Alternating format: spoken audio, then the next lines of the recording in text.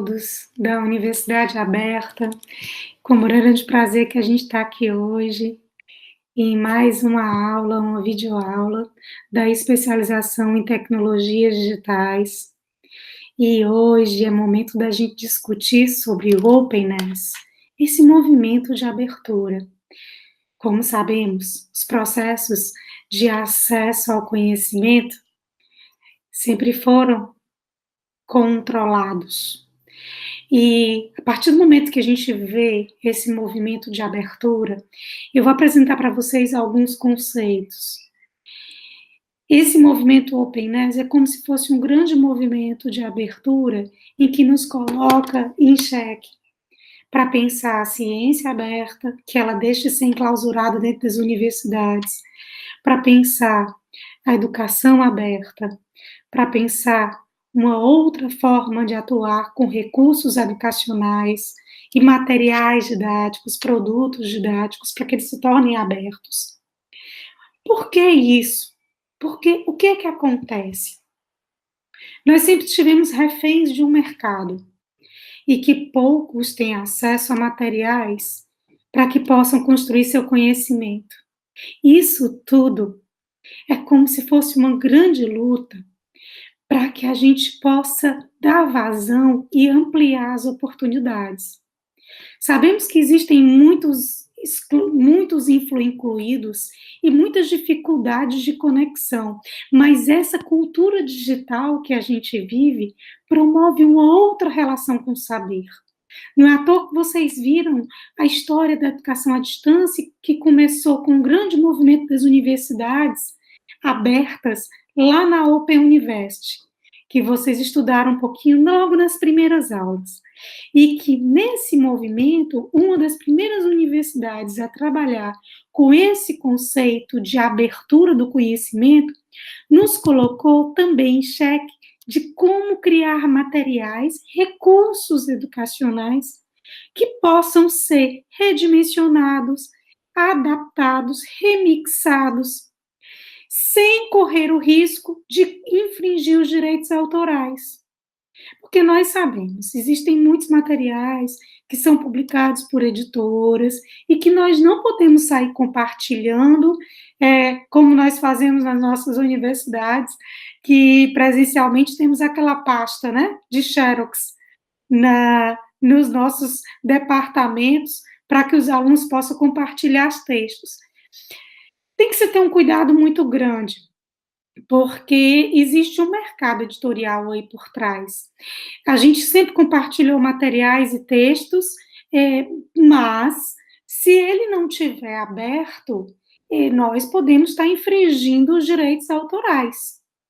Por isso que o grande movimento de construção de educação aberta e com a produção de recursos, né, ela traz um novo panorama, porque a partir do momento que eu libero o meu material, como esse vídeo pode ser adaptado, remixado, adotado em outras disciplinas. Por quê? Porque eu enquanto autora, adicionei uma licença e que podem utilizar esse material sem fins comerciais. Se ele é com fins educativos, ele pode ser reproduzido, adaptado, readaptado, né? E isso, gente, criou uma outra forma de licença, que é o Creative Commons, que a gente colocou já uns links e uns vídeos explicando um pouquinho esse movimento. Mas, além da prática, é importante vocês circularem em alguns sites que nós compartilhamos, que é o site da Educação Aberta, o Movimento REA Brasil, tá? E pesquisas da Cátedra da Unesco, e compartilhei esse material, que coleta dados de materiais que são compartilhados na educação brasileira. E, além disso, a gente compartilha também uma outra, como trabalhar em REA, como trabalhar com esses recursos educacionais abertos. Karine, tudo é recurso educacional aberto? Vocês conheceram alguns portais esses dias na disciplina anterior, que foi o portal educacional, o portal do professor, vocês conheceram Escola Digital. Todos os materiais que estão lá são recursos abertos? Olha, bem, vamos parar e pensar um pouco. Nem todos aqueles materiais são recursos educacionais abertos. Eles precisam ter a licença, né, de uso e de reprodução e de remixagem. As pessoas precisam colocar lá embaixo que eles estão autorizados a multiplicar, remixar e distribuir, né? Então, tem alguns materiais que são publicados, por exemplo, os planos de aula que vocês publicaram lá no portal do professor. Se outra pessoa utilizar, né? Se ela reeditar, mudar, e ela coloca lá que modificou, utilizou, remixou o seu material, você não, se você tiver dado licença a ela para utilizar o seu material, né? Se você tiver colocado a licença como recurso educacional aberto, o seu plano de aula, não infringiu nenhum direito autoral. Gente, professora, mas e agora? E aí, acaba com a nossa autoria? A autoria é sua, nunca deixará de ser. Mas o que a gente deixa de estar é refém de um sistema de muitas vezes estar pagando royalties a editoras, a um sistema que muitas vezes exclui o usuário, deixa de dar oportunidade de acesso. Esse grande movimento fala um pouco desse cyber, desse movimento. O Nelson Preto também, numa obra que ele publicou colaborativa, compartilha isso e coloca esse grande movimento, cria uma outra cultura digital e faz com que a gente pense novas formas de atuar e de colaborar em rede, tá? E isso, gente, também foi reforçado com os softwares, com o software livre, que a gente deixa de pagar licenças, né? Quantos governos federais e estaduais deixaram de pagar licenças com sistemas operacionais licenciados para entrar com o sistema livre? Isso não quer dizer que deixa de ter autoria. A gente sempre vai referenciar as nossas heranças, as nossas referências. Mas esse material passa a ser amplo, estudado colaborativamente. Um vai ajudando o outro e vai dizendo, olha, isso aqui precisa melhorar. Isso aqui eu fiz de outra forma, porque eu estou em outro contexto cultural. Gente, isso é uma nova forma de aprender. E esse jeito que a gente está aqui, como a gente está online, como vocês criam redes de colaboração, seja com ferramentas assíncronas e com ferramentas síncronas, coloca vocês em um outro panorama. Quem mostra como trabalhar um pouquinho em rede é a Alexandra Okada. Tive a oportunidade de pesquisar com ela e vou trazer ela para junto de nós aqui, mesmo que em espaço geográfico diferente, num debate para compreender um pouco quais as nossas responsabilidades e o que nós podemos inovar como pesquisadores e como os professores em nossas aulas, com nossos materiais, para aprender, para co-aprender. Porque aí eu não estou sozinha, eu estou com outro. E isso nós já fizemos outras vezes em outras disciplinas que fizemos webconferências, não foi isso? Então, essas ferramentas que nós temos, agora, pode ser que estejamos offline ou online ao mesmo tempo, né? Mesmo que em espaços geográficos diferentes, nos ajuda a atuar nessa nova forma de colaborar e cooperar com o outro. Quando eu troco com o outro e remixo o material do outro e ele dá vazão ao meu material. Então, essas leituras, gente, dessa disciplina vão propiciar a cada um de vocês uma nova forma de aprender com a rede, tá? Deixa de ser do paradigma do indivíduo, que muitas vezes, dependendo de como a gente use, ela isola, para que a gente possa ter um grau de abertura. Por isso é uma filosofia. Por isso é uma nova forma de educar. E que esse movimento chegue em nossas escolas, que esses nossos jovens aprendam a atuar não como indivíduo, mas como grupo, como troca. Esse vídeo que eu vou mostrar para vocês, ele é uma remixagem do vídeo original que está lá no site do Creative Commons, né? Desse site, dessa corporação que cria um modelo de licença, né? Que trabalha com essa questão de vincular a licença dos recursos abertos. Ela colocou em língua portuguesa e colocou alguns depoimentos dos pesquisadores. Vamos ver como é que ela coloca esse conceito para a gente? E aí a gente vai aprender um pouco a como construir. Então, diante desse exemplo, a gente como construir um recurso educacional aberto, tá bom? Vamos lá? Humano se não temos cultura compartilhada. O que significa cultura compartilhada se não podemos compartilhar? Foi apenas nos últimos 100, 150 anos que começamos a restringir bem como a cultura pode ser utilizada. A internet permite uma infraestrutura onde todos podem participar sem pedir permissão. Contamos com essas tecnologias que permitem as pessoas se expressarem, controlarem seus impulsos criativos. Mas a lei está começando a atrapalhar. O Creative Commons foi projetado para salvar o mundo contra o compartilhamento sem êxito, para pessoas que realmente querem compartilhar as coisas, que postam na internet porque querem compartilhar sob certos termos. Por isso, desejamos criar uma maneira simples para os criadores dizerem para o mundo que aqui está a liberdade para rodar o meu trabalho criativo. Isso que você pode fazer. Posso reproduzir, posso copiar, posso incluir no meu livro de texto, posso utilizar esta foto, posso criar uma nova versão dela. O Creative Commons oferece as ferramentas para os criadores fazerem escolhas dos seus direitos autorais. Esta licença aberta abrange tudo que os seus direitos autorais abrangem. Toda licença diz, você precisa me dar atributos. Criei isso, me dê créditos. As escolhas básicas são, uso comercial ou não. Posso criar trabalhos derivativos, versões ou não. E você, quer que eu compartilhe assim? Preciso oferecê-lo seu trabalho para outros sob os mesmos termos?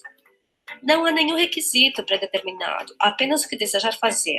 Você tem os direitos autorais do seu trabalho. O que fizemos foi lhe conceder o direito de exercer o seu direito autoral de modo mais simples. A ideia é permitir os impulsos criativos que a tecnologia deixa passar e tirar a lei do caminho. O trabalho do Creative Commons é realmente oferecer a infraestrutura para um novo tipo de cultura folclórica. Alguém de Nova Delhi, Nova York, Singapura pode ficar à vontade para usar uma foto criada por alguém dos Estados Unidos, da China, de onde as licenças tenham sido estendidas, com sua identidade sendo preservada. O que significa que as pessoas podem, na verdade, criar novas coisas, reunir e construir algo. Remixagem que as pessoas podem fazer com as fotos do Flickr. Artistas podem criar suas obras juntos. Tudo voltado para a criatividade, conexão, acesso e controle, de amadores às organizações comerciais. Pessoas que adoram o que fazem, querem compartilhar e permitir que as pessoas usem seu trabalho. No final, explorar lucros para a economia. O Creative Commons é a ponte para este futuro. Além de conteúdo, é importante pensar em comunidades. Comunidades que se desenvolvem em termos de conteúdo. Licenças que permitem que essas comunidades se reúnam. Um commons físico como um parque, onde todos possam entrar de maneira igual. Um commons com um trabalho intelectual. How is the Creative Commons contributing to the shared culture? Bem, essa última pessoa que falou, deixa eu parar aqui, é a professora Alexandra Okada, ela que editou o vídeo, né? E eu, como professora, também, o que foi que eu fiz? Eu também remixei esse material, porque durante a minha aula eu pude passar trecho desse vídeo que concerne ao quê? A explicação sobre esse conteúdo, né? Eu tenho uma intencionalidade, falar com vocês sobre esse movimento do openness, o aberto, até chegar a recurso educacional, né, aberto. Produzir esse vídeo que eu estou fazendo com vocês é um recurso educacional aberto. Eu tenho uma intencionalidade, eu busquei materiais, busquei referências, eu organizei esses materiais, além dos materiais, eu criei uma nova sequência didática para trabalhar isso com vocês, né? Então, o que acontece? Esse material que eu acabei de mostrar, esse vídeo que eu acabei de mostrar, ele é aberto, por isso que me dá a liberdade de utilizar dentro da aula e de promover essa rede de troca com vocês. E vocês vão fazer o mesmo com o meu material. Não quer dizer que eu deixei de referenciar a autoria da professora Alexandra Okada, né? Incrível e ela está disposta a trocar experiência com a gente vai propor uma atividade como se fosse uma atividade complementar, porque nem todos podem ficar online, e para que a gente possa criar essa maneira de trabalhar em comunidade, vocês conhecerem um pouquinho do CoLearning, que é um grupo de pesquisa que eu faço parte, que pesquisa, né, exatamente projetos que desenvolvam responsabilidade e inovação na pesquisa, que tragam isso como cerne, tá? Karine, e o que é que eu faço, então, para eu criar o meu recurso aberto, tá? Para eu colocar isso em prática.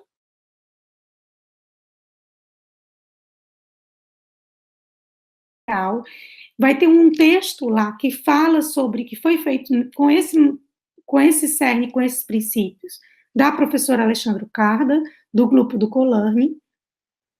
Depois, você que produzir todo esse material, como eu estou produzindo agora, você vai lá no site do Creative Commons, eu vou deixar ele aqui, escrito aqui embaixo, para que vocês possam ter a referência, e você escolhe o tipo de licença, como ela estava explicando.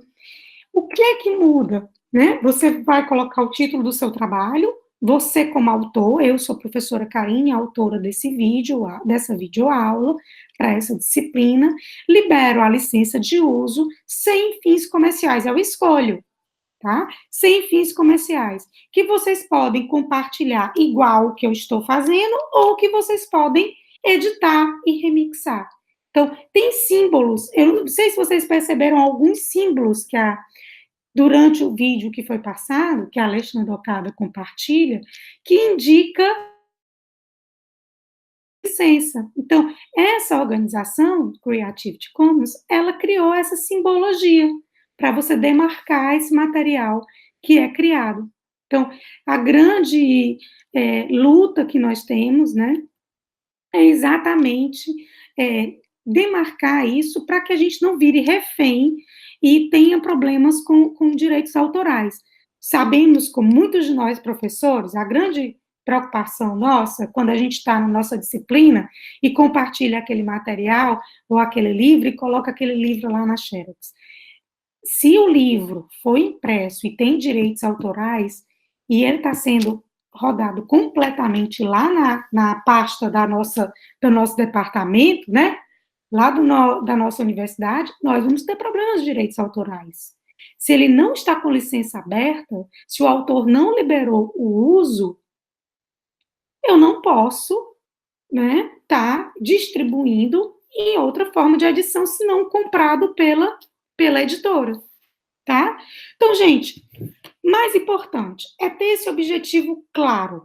Muitos dos materiais que vocês já construíram, vocês já publicaram lá no portal do professor ou na escola digital, vocês já usam esses portais. Existem milhares de outros portais. Existe uma cátedra da Unesco que pesquisa também, coloca esse panorama de quantidade de artigos que são publicados nessa linha de ciência aberta e recursos educacionais abertos. É coordenado pelo Amiel, professor Amiel, muitos pesquisadores, também que tiveram fora do país, como André Namorato, e vários outros pesquisadores, como a Dolores Pena, que estava sendo colocada lá no vídeo, e vários pesquisadores da UERJ, que também estão nessa linha de estar no campo de abertura até para a produção coletiva e para a disseminação coletiva desse conhecimento. Isso tudo para quê? Para inovar em nossas práticas. Isso ajudar a mudar a realidade do nosso país.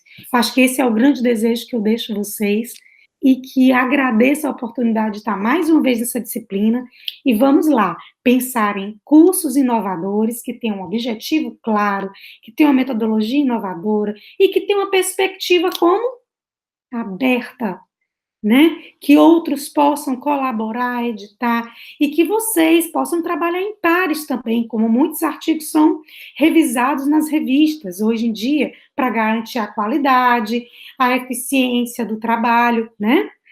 O que é que a gente deixa como desafio para vocês?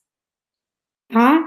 Que a importância de preparar e discutir esses conceitos, né, foi apresentar um monte de nomenclaturas em inglês para vocês, nos coloca assim, Karine, esse não é o predomínio da língua inglesa, isso é uma filosofia, uma abordagem. Então, vamos traduzir esses termos, tá?